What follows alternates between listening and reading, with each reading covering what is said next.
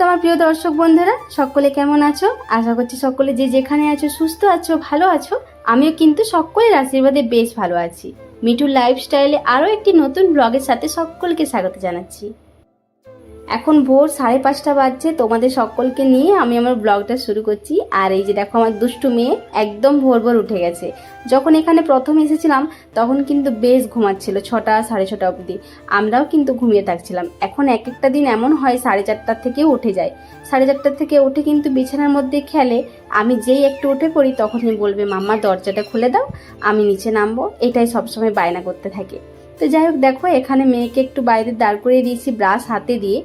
ব্রাশটা একদম আমাকে করাতেই দেয় না। যখনই আমি কলগেট ওর পেস্টটা লাগিয়ে দিই না, তখনই বলবে আমায় দাও, আমি নিজে হাতে করব। তো ওকে দিয়ে দিই একটুক্ষণ, ওর খুশি ইচ্ছা যায় যতটা করার ইচ্ছা যায় করে, তারপর আমি ব্রাশ করিয়ে দিই। তো মেয়েকে ব্রাশ করিয়ে খাবার খাইয়ে দিয়েছি। এরপরে দেখো বাড়ির যে সমস্ত কাজ কিন্তু আজকে কমপ্লিট করেছি। তোমাদের কোনো কিছু শেয়ার করলাম না, সকালে একটু তোড়জোড়ের মধ্যেই থাকে, সেই জন্য কিছু শেয়ার করতে পারিনি। এখন যেহেতু ঠিকঠাকভাবে কাজগুলো কমপ্লিট করতে পারছি না, তো সেই জন্য তোমাদের ভালোভাবে আমি শেয়ার করতে পারছি না। বাবা আর মেয়ে দুজনে বসে দুষ্টুমি করছে বিছানায়। তো এখন বাবাকে যেহেতু পেয়েছি সকালবেলা, ওই জন্য আমি একদম কাছে যাই না। একটু পর তো মেয়ে আমার কাছেই থাকবে, আর জেম্মার রুমটা সব সময় যাচ্ছে। আর এখানে দেখো সকালে জলখাবার বলতে আজকে বেগুনি মুড়ি করব। অনেক দিন হলো বেগুনি করা হয়নি। আর বেগুনের সাথে ভাবলাম যে আলু কয়েকটা পিস করে দেবো। এই যে তোমাদের দাদাভাই এখন যাবে 8টার সময় ডিউটি, তারপর আসবে 12:30টার সময়।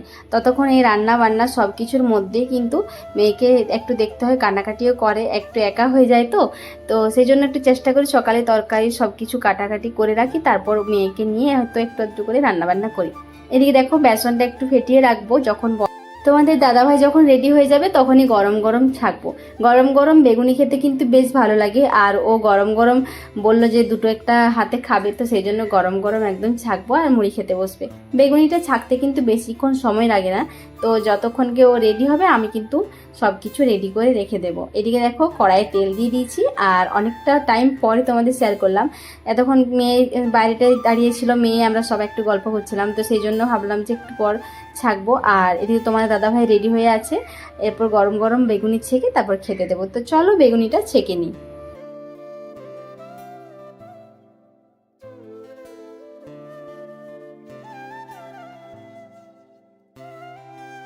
ওই কোয়ার্টারে যখন জিনিসপত্র সব কিছু প্যাকিং করা হয়েছিল না, যতগুলো যে সামনে জিনিস পেয়েছিল সব একটা জায়গার মধ্যে ভরা হয়েছিল।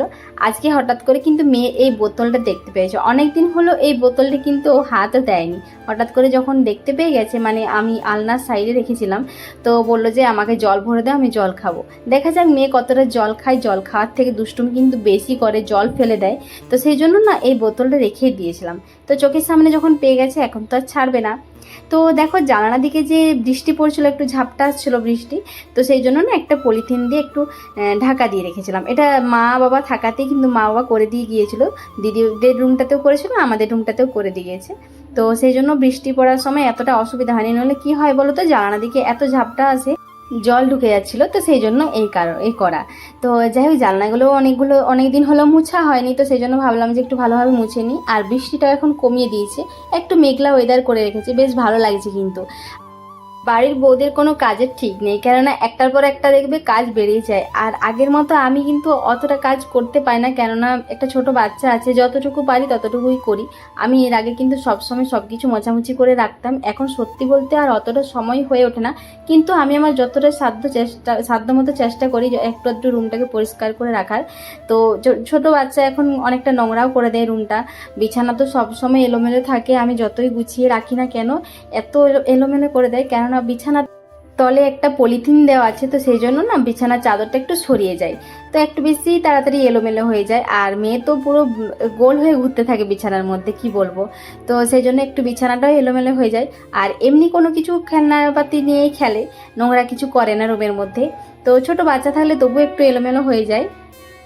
রুমের জানালাটা যেহেতু পরিষ্কার করলাম, ভাবলাম যে আরেকটা জানালা রয়ে যাচ্ছে, কিচেনেরটাও করে নিই। তো কিচেনেরটাও পরিষ্কার করে নিয়েছি। আর মেয়েকে দেখো আজকে প্রথম চিড়ে খাওয়াবো, কাঁচা চিড়ে বলতে পারো। আগে কিন্তু এতদিন আমি ভাজা চিড়ে খাইয়েছি, আজকে প্রথম কাঁচা চিড়ে খাইয়ে দেখবো। কেননা সব দিন একই খাবার বাচ্চারা খেতেও চায় না, একটু ঘুরিয়ে ফিরিয়ে দিলে না বাচ্চাদের একটু খাওয়ার এনার্জিটা থাকে। ওকে কিন্তু আমি প্রতিদিন এই টাইমে সুজিটা করে দিই। আজকে কিন্তু সুজিটা দিচ্ছি না, একটু কলা পাকা চিড়ে দিচ্ছি। খেজুরটা যেহেতু খাওয়াইনি এখনো পর্যন্ত, খেজুরটা থাকলে কিন্তু অ্যাড করা চলতো, খেজুরটা নিয়ে যেহেতু আর দিচ্ছি না। ভালোভাবে কলা পাকাটা একটু ম্যাশ করে নিয়েছি, আর চিড়ের সাথে একটু মধু দিয়ে দেবো, ব্যাস, চিনি দেবো না। আর সকালে যেহেতু ছাতুদের দুধ দিয়েছিলাম, তো সেই জন্য ভাবছি যে দুধটা না দিয়ে আজকে একটু জল দিই। ভয় হচ্ছে, কেননা যদি অম্বল করে যায়, তো আশা করছি অম্বল করবে না। আমি অনেকের ইউটিউব দেখে, ভিডিও দেখে বাচ্চাদের কোন খাবারটা খাওয়ালে ভালো হয়, সেই জন্য আমি দেখেই কিন্তু আজকে প্রথমবার আমি একটু চেষ্টা করছি। সব রকমই একটু চেষ্টা করি বাচ্চাকে নানান রকম খাবার দেওয়ার। তো একটু মধু দিয়ে দিচ্ছি আর একটু জল দিয়ে ভালোভাবে একটু মাখাচাখা করে নেব।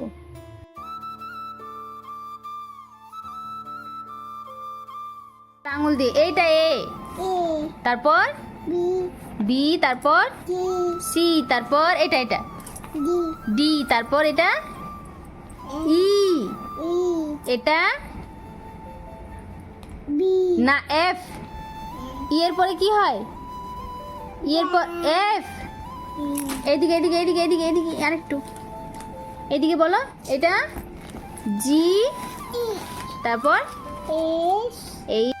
তো ওইদিকে মেয়েকে একটু বই পড়িয়ে তারপর এখন এসেছি রান্নাঘরে, সবজিগুলো একটু কাটাকুটি করে নেব। আর ভাতটাও কিন্তু আমি বসিয়ে দিয়েছি, ভাতটা হতে হতে আমার এদিকে সবজিগুলো কাটা হয়ে যাবে।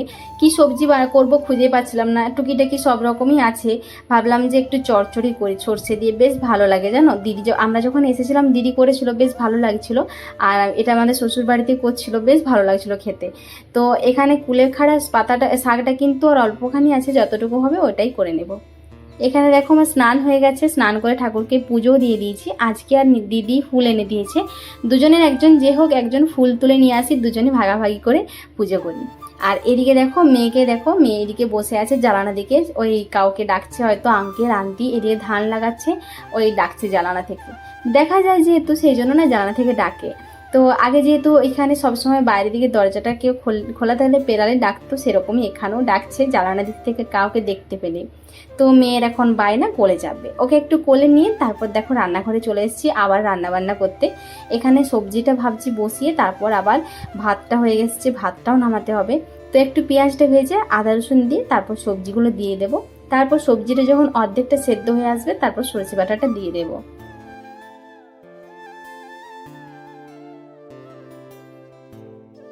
বাইরে একবার করে বৃষ্টি নামছে, একবার করে রোদ দিচ্ছে, এরকমই ওয়েদারটা রেখেছে। একটু রোদ দিয়ে দিলে কি হয় বলো তো, জামা কাপড়গুলো শুকিয়ে যাবে। এখনও আমার জামা কাপড় কাচা হয়নি, মানে মেশিনে দেওয়া আছে, আস্তে আস্তে হচ্ছে, টাইম বাই টাইম একটার পর একটা হচ্ছে, তো সেই জন্য একটু দেরি হয়ে যাচ্ছে। আর এদিকে দেখো আমার ভাতটা হয়ে গিয়েছিলো।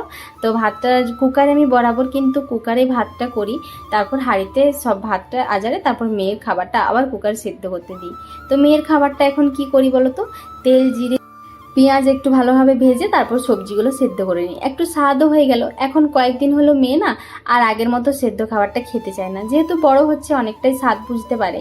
তো যতদিন পেরেছি একটু সেদ্ধ খাবার দেওয়ার চেষ্টা করছি, জানি বড় হলে তো একটু তেল মশলা খাবার খাবে, তো সেই জন্য আগে কিন্তু আমি তেল মশলা দিতাম না, এখন একটু তেলে হালকা সবজিটা ভেজে তারপর জল ঢেলে সেদ্ধ করে নিই। তো দেখো নিচে তো আমি, আমার যেহেতু গ্যাসের পাশে কোনো জায়গা নেই, সেই জন্য না নিচে সব কিছু আমাকে রাখতে হচ্ছে। রান্না করছি, নিচে একটা তাক রেখেছি, ওখানে আমি খাবার দাবার রাখছি। দিদিও দেখছি ওখানেই রেখেছে, সব কিছু দেখে দেখেই করতে হচ্ছে, কেননা একদম ছোট্ট রুমটা, সব কিছু দেখে শুনে করতে হচ্ছে। আর এদিকে দেখো ছাদে চলে এসেছি জামা কাপড়গুলো একটু মেলতে, একটু হাওয়া দেয়নি, রোদ দেয়নি, কিছুই না, একদম ঘোর করে রেখেছি। এখন মনে হয় আরও একবার বৃষ্টি নামবে, তো দেওয়া থাক, তারপর যখন বৃষ্টি নামবে আবার ছুটে চলে আসবো জামা কাপড় তুলতে। এটা একটু সমস্যা, উপরে ছাদে মিলতে আসতে হচ্ছে। আর মেয়ে তো জল পেয়েছে, খুব খুশি, এদিক সেদিক জল ঘেটে যাচ্ছে।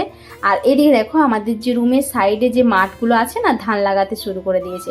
অনেক দিন অপেক্ষা করছিল বৃষ্টির জন্য, বৃষ্টি যেই হয়েছে দেখো ধানের সময়ও হয়ে গেছে, তো সেই জন্য ধান লাগাচ্ছে। সবাই আমরা ভাত টাত খেয়ে নিয়েছি আর মেয়েকে খাইয়ে ঘুম পাড়িয়ে দিয়েছি, কেননা না ঘুম পাড়ালে এইসব কাজ একদমই করতে পারবো না, আওয়াজ হবে। আর এই দেখো জামা কাপড় রাখার যে আলনাটা, ওই আলনাটাই তোমার দাদা ভাই আর দাদা দুজনে মিলে করলো। তো এখন ওই কাজই চলছে, এখন এই কাজটা হয়ে গেলে তারপর একটু শুতে পাবো। আর এদিকে যতগুলো জামা কাপড় ছিল সব তো নিচে নামিয়ে রেখেছি, ওইটাই আমার টেনশন লাগছে, আবার আমাকে গুছিয়ে গুছিয়ে তুলতে হবে। তো এই দেখো বিছানার একটা সাইডে আমি রেখেছি, সব কিছু আবার গুছিয়ে তুলতে হবে। তো যাই হোক, আরেকটা জিনিস যেটা বলেছিলাম তোমাদের আগের ভিডিওতে, ঠাকুরের জায়গাটা বড্ড ছোট ছিল, সেই জন্য একটা উপরে পাটা বাড়িয়ে ঠাকুরগুলো, বড় বড় ঠাকুরগুলো ভাবছি আমি উপরে তুলে দেবো, আর একটু নিচে ছোট ছোট ঠাকুরগুলো ভাবছি রাখবো। তো দেখা যাক, কালকে একটু ভালোভাবে সাজিয়ে তারপর তোমাদের দেখাবো। আর এদিকে দেখো প্রচুর বৃষ্টি নামিয়েছে, বললাম না তোমাদের, একদম মেঘটা ঘোর করে রেখেছিল, তো আরও একবার দেখো বৃষ্টি নামিয়ে দিয়েছে। তো চলো, আজকের কিন্তু ভিডিওটা আমি এইটুকুই শেয়ার করলাম। ভিডিওটা কেমন হয়েছে অবশ্যই কমেন্ট করে জানিও, আর যারা আমার নতুন ভিউয়ার্স তো অবশ্যই চ্যানেলটিকে সাবস্ক্রাইব করে দাও। তোমাদের একটু ভালোবাসায় আশীর্বাদে আমি যেন আরও এগিয়ে যেতে পারি। তো চলো আজকের মতো বাই বাই, দেখা হচ্ছে একটা নতুন কোনো ভিডিওর সাথে, ততক্ষণকে সকলে সুস্থ থাকবে।